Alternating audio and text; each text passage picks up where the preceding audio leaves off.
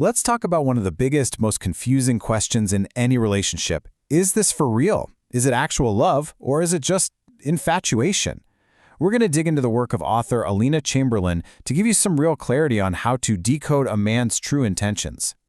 You know the feeling, right? It's the question that can literally keep you up at night. You meet someone, and bam, the chemistry is just off the charts. The connection feels so real, so electric. But then there's that little voice in the back of your head asking, is this the real deal, or am I just caught up in a beautiful, temporary illusion? Well, according to our source material, the answer isn't hidden in his text messages or how many times he calls. The real key is to diagnose something much deeper, what's called his emotional frequency. Just think of it like this. Is the energy in the relationship fundamentally about giving to you and your happiness, or is it really all about taking what he can get from you? Okay, let's dive into that. We're going to start with the side that so often gets mistaken for love, infatuation. And the source has a really powerful way of describing it. It calls it the philosophy of consumption. So, what does that actually mean? It means that when a man is infatuated, his focus is almost entirely on how you make him feel. You become this amazing source of excitement, a boost to his ego, a rush of good feelings. The whole emotional current is basically a one-way street, flowing right towards him. And here's what that actually looks like in the real world. He might treat you like his favorite toy, showering you with tons of attention, but not really seeing the person behind it. He might invade your personal space, not because he wants to be close, but because he's anxious, his source of good vibes, you, might disappear. And this one is huge. He's fascinated by his own reflection in your adoring eyes. It's called the ego mirror. He's not connecting with your soul, he's chasing a dopamine hit. And when that novelty fades, well, he might just vanish along with it. But that's just one side of the coin. So what does the other side, the healthy side, look like? Let's flip over to the philosophy of true love. And it's not about consumption, it's framed as the art of giving. This comparison just lays it all out, crystal clear. Look at the difference. With infatuation, the motivation is his satisfaction. The focus is me. The behavior is intense, sometimes even needy. But with true love, the motivation is your happiness. The focus shifts from me to us. And the behavior isn't about intensity, it's about consistent support and genuine respect. It's a total energy reversal. Now here's where it gets really interesting. There's a paradox here, something the source calls the motherhood trap. And this is a warning especially for women who are naturally generous givers. If you give and give and give without any boundaries, you risk accidentally shifting your role.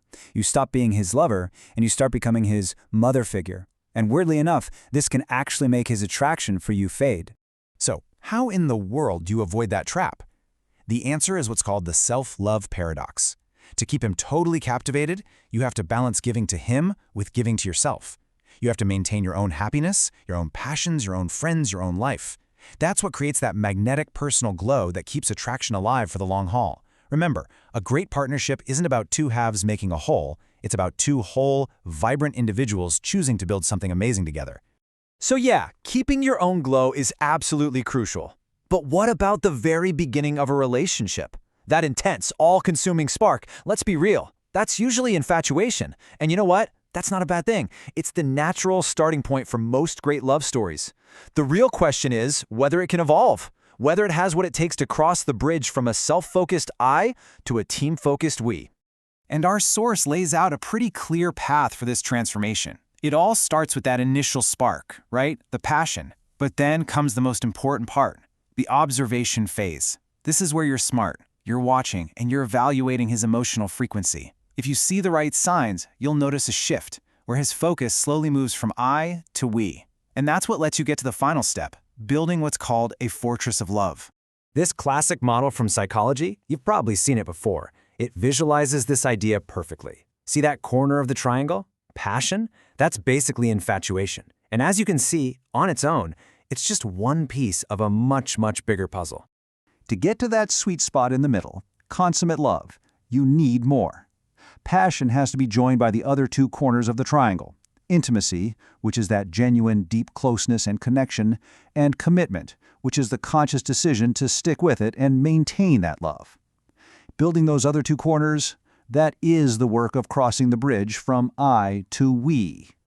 So, let's bring this all home. How can you use this right now in your own life? Let's put together your diagnostic toolkit. a final summary of what to look for so you can know for sure. So ask yourself honestly, is he a giver? You have to watch his actions, not just his pretty words. Is he genuinely interested in your thoughts, your dreams, your mind, or just your body? Does he respect your need for your own space, your cave? Does he light up and get excited about your successes? And this one's the real test. Is he there for you, consistently, when things get tough? These are the actions of a partner, someone who is building something with you, not just taking from you. And we're going to end on this incredibly powerful quote from the source. A man's interest is a mirror of your own self-worth. Because ultimately, the most powerful tool you have isn't analyzing him. It's valuing yourself. Valuing yourself enough to set boundaries, to keep your own glow, and to accept nothing less than a love that is based on giving. And that leaves us with one final, crucial question. What does the reflection in your relationship show you? You can find the electronic version of book She Who Awakens by Alina Chamberlain at wishforlove.org.